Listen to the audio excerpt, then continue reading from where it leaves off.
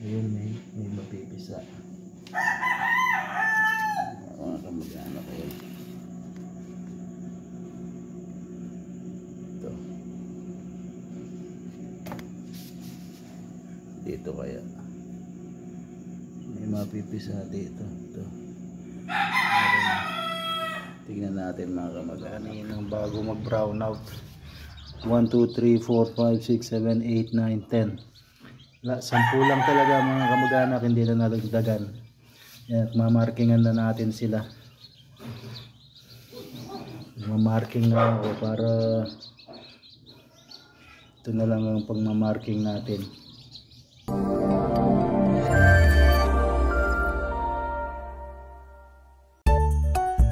Update tayo mga kamag-anak. Ito pang 19 days na nila ngayon. Tingnan natin kung may mapipisa. Pang 19 days nila, silipin natin. Ayan, naka-off pa yung ano niya. Tingnan natin yung tubig. Silipin natin.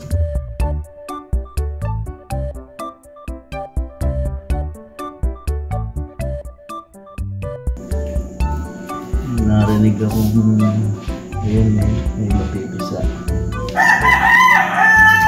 Mga kamag-anak ko. Ito. Dito kaya. May mapipisa dito. Ito. Tignan natin ulit ngayong gabi mga kamag-anak pang 19 days. Ito pang 19 days ngayong gabi. Kanina umaga, tinignan natin mga kamag-anak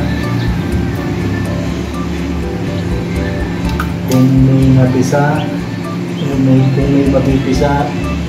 Nakita natin meron tayong isang may bukas. Ngayon ito, may pisa na tayong 3.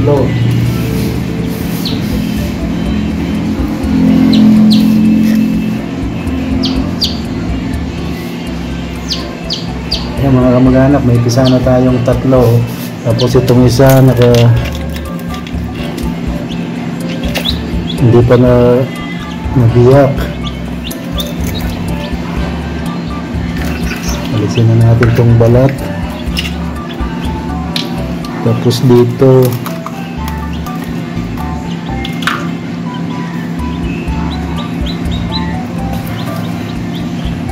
ito may biyak na rin itong isa na to.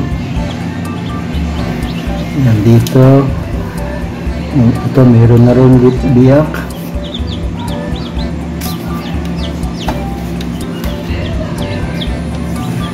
Ayan mga kamag-anak, balikan natin ulit.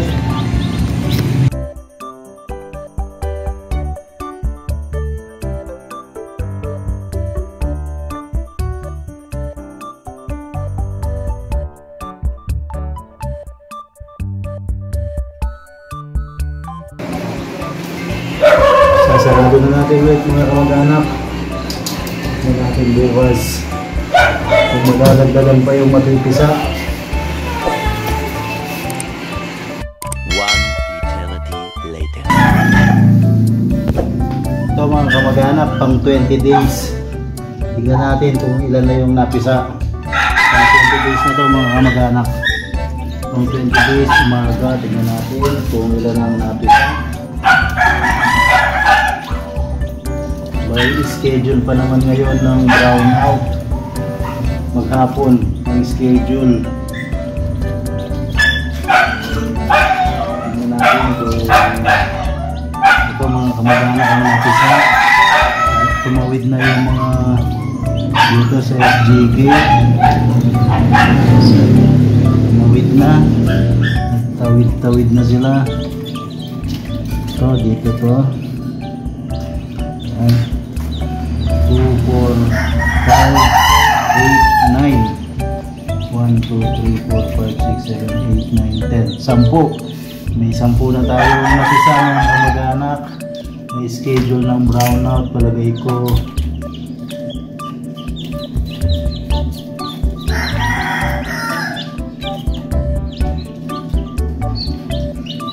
Ilagay na natin itong mga napisa dito sa ano. sa ilalim ng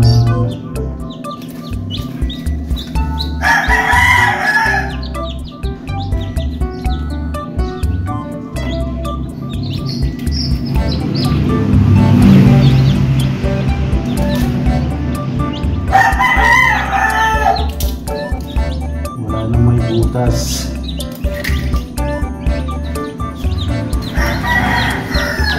Lagyan natin sa may pinakailalim sila.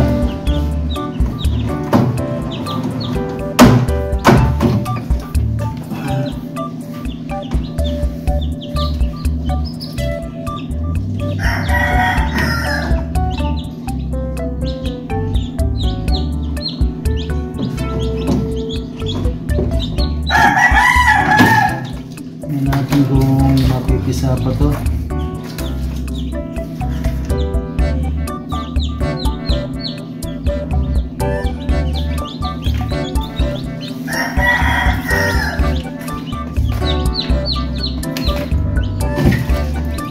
Sampu na tayong napapisa mga kamag-anak.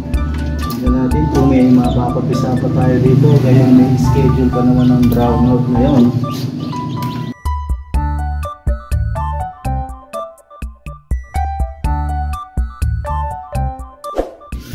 Yan mga kamag-anak, may sampu na tayong napapisa. Siguro mga maliit na porsyento na lang may mapipisa pa doon sa mga natira. Tingnan natin kung mayroon pang mabubuo bago mag-brownout. Maghapon pa naman yung brownout ngayon. Abangan natin. A few moments later. Ito, nag-brownout na mga kamag-anak. Kaya ilalabas na natin. Hindi na natin ito mapapapisa. Sisira na ito. Nag-brownout na. Hindi natin hindi yung ating incubator. Simula ka na yung nasusin na umaga.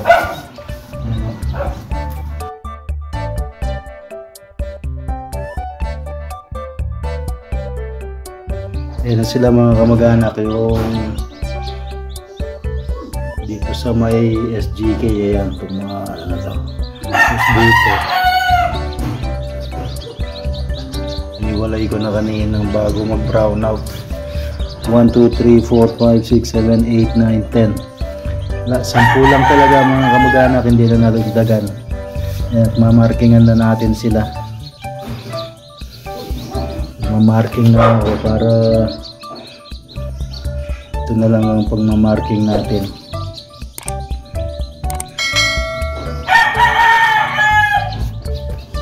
Para may palatandaan sila kung kaninong lahi sila sa ating mga broodcock. Yan.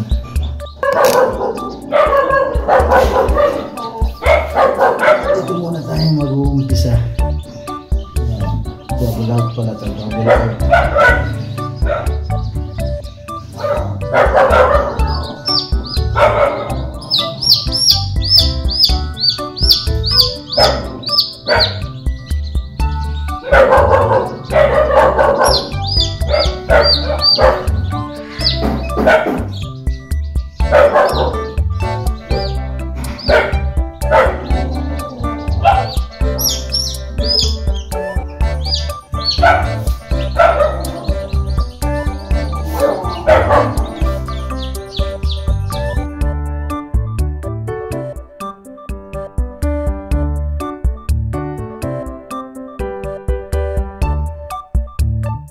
A few moments later. Ayan mga kamag-anak, pagkatapos nating markingan, ilalagay natin dito sa ating ginawang brooder na nilagyan natin ng kusot. Nilalagyan ko ng kusot yung ating brooder mga kamag-anak. Kaya may ano na rin sila, tubig, lalagyan na ng tubig. Lalagay natin sila dito mga kamag-anak. Ayan. Tapos lalagyan natin sila ng pagkain. Ayan na.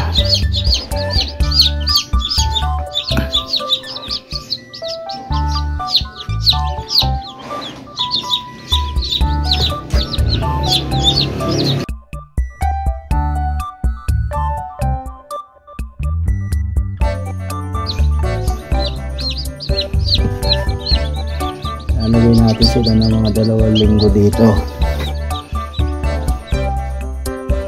So lalagay tayo ng tubig. Lalagyan natin ng kulambo yan mga kamag-anak. Kulambuan natin siya. May kulambo para hindi pasukan ng lamok. Kuha muna tayong tubig. Ito na yung ating tubig mga kamag-anak. Ilalagay na natin. Buksan muna natin ulit. Tapos ipasok natin yung ating tubig. Yan. Tapos lalagyan. Takpan muna natin. Kukuha naman tayo ng ating pagkain na ibibigay sa kanila. Patuka. Ito yung patuka natin mga kamag-anak. Starter ang binibigay ko sa kanila. Chick booster, yung day old to 30 days na na chick booster mga kamag-anak.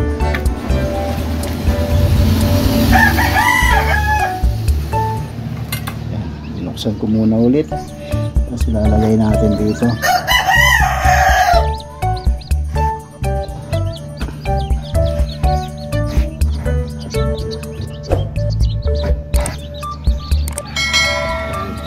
Takpan natin ulit para di pasukan ng langaw at saka lamok.